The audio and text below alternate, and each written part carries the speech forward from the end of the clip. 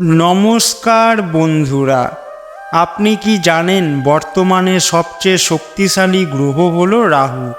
এই রাহু আপনাকে উচ্চতা দেয়, অর্থাৎ এটি আপনাকে মেঝে থেকে সিংহাসনে নিয়ে যায় এবং আপনাকে সিংহাসন থেকে মেঝেতে ফেলতে 1 মিনিটও সময় নেয় না।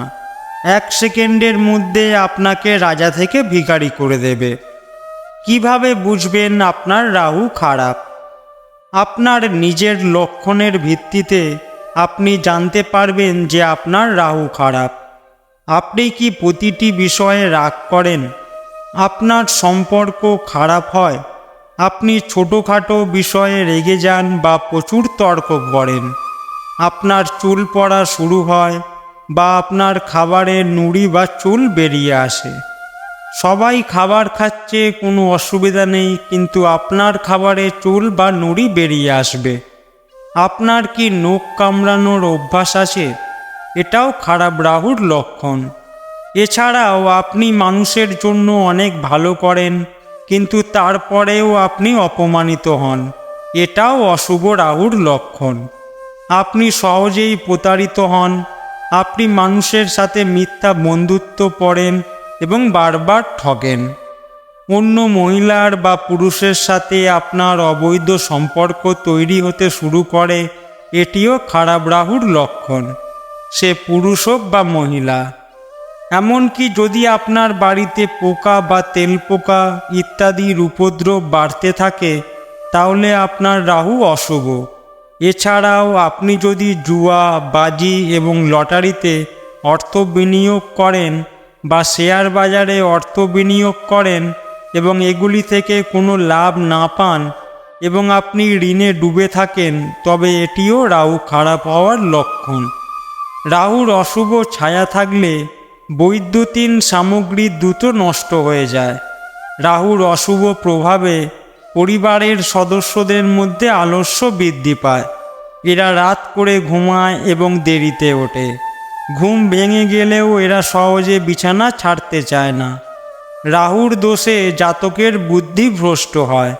এরা ঠিক ও ভুলের মধ্যে তফাৎ করতে পারে না। অনেক লক্ষণ বললাম, এর থেকে আপনি শনাক্ত করতে পারেন যে আপনার জীবনে রাহু অশুভ প্রভাব ফেলছে। আপনি যদি রাহুকে সংশোধন না করেন, তাহলে আপনার জীবনে ভালো কিছু হতে পারে না। কারণ রাহু হলো এমন একটি গ্রহ, যখন আপনার রাহু ভালো থাকবে আপনি প্রচুর সম্পদ পাবেন এবং এটি আপনাকে অনেক উচ্চতায় নিয়ে যাবে। আপনার মধ্যে কাজ করার উৎসাহ থাকবে। তাই আজ আমরা আপনাকে রাহুর জন্য কিছু নিশ্চিত এবং সহজ প্রতিকার দিতে যাচ্ছি। রাধে রাধে, জয় শ্রীকৃষ্ণ বন্ধুরা।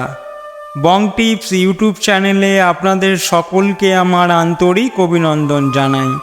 আপনি কেমন আছেন? আপনার পরিবারের সবাই কেমন আছে? আশা করি আপনারা সবাই সুস্থ ও সুখী আছেন। আমি আপনার সমস্ত পরিবারের সুস্থ এবং সুখী থাকার জন্য কামনা করি। আপনি যদি ভিডিওটি ভালো মনে করেন, তবে দয়া করে ভিডিওটিতে লাইক দিন।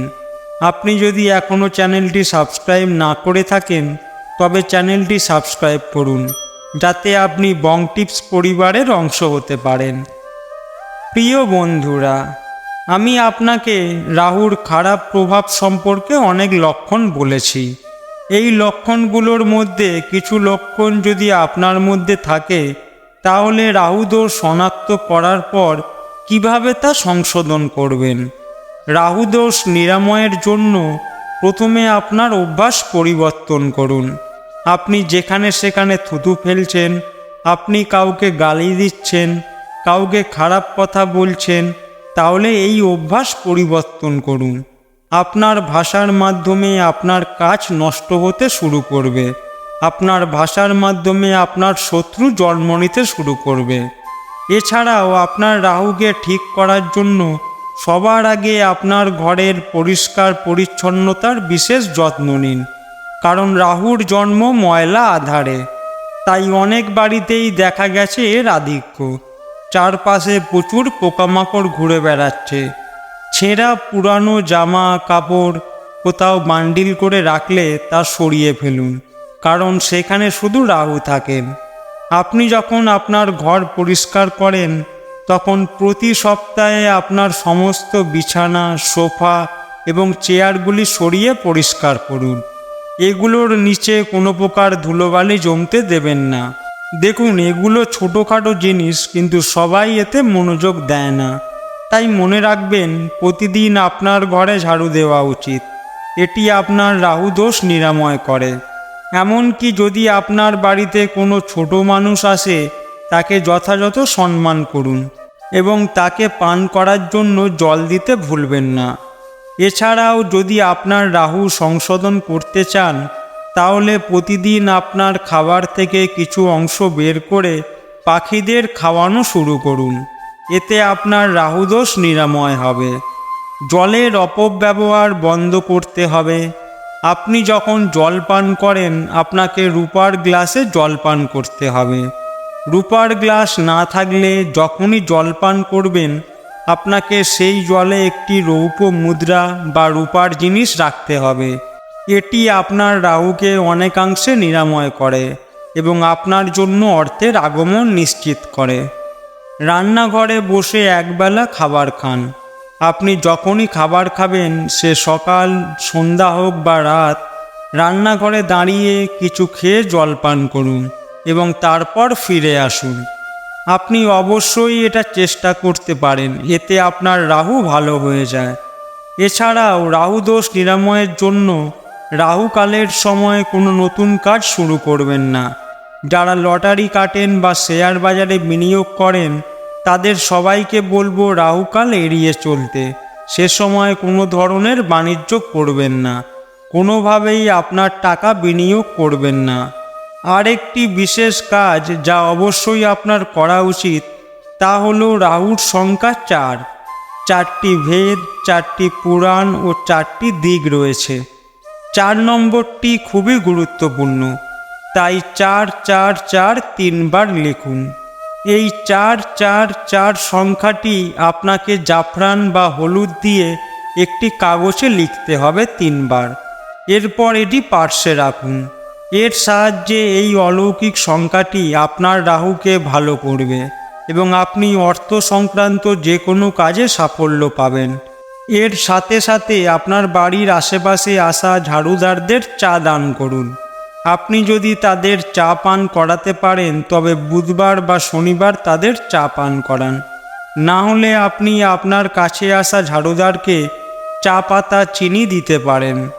প্রতি শনিবার যদি রাস্তার ধারে থাকা ঝাড়ুদারকে চা দেওয়া শুরু করেন, তবে এটি আপনার রাহুকে শান্ত করে। এর সাথে দুপুরে রাহুর বীজ মন্ত্র ওম রং রহাবে নম জপ করুন। আপনি সকালেও জপ করতে পারেন, কারণ রাহুকালের সময় সকাল থেকে বিকাল 5:30টার মধ্যে আসে এবং এর সময় প্রতিদিন পরিবর্তন হতে থাকে। আপনি রাহুকালের সময় জপ করতে পারেন, বা আপনি সকালে যখন পূজা করেন তখনও জপ করতে পারেন। আপনি রাহুর বীজ মন্ত্র ওম রং রহাবে নম জপ করুন। দেখবেন এই ছোট ছোট ব্যবস্থায় আপনার রাহু ভালো হয়ে উঠবে। যখনই আপনি আপনার সঙ্গীর সাথে কথা বলছেন, চিন্তা করে এবং তার সাথে তাল মিলিয়ে কথা বলুন। আপনি যদি এটি মাথায় রাখেন, তবে রাহু আপনাকে কখনোই বিরক্ত করবে না এবং আপনার কালো পোশাক একেবারেই পরা উচিত নয়। প্রিয় বন্ধুরা, আজকের ভিডিও এখানেই শেষ করছি। ভিডিও দেখার জন্য অসংখ্য ধন্যবাদ।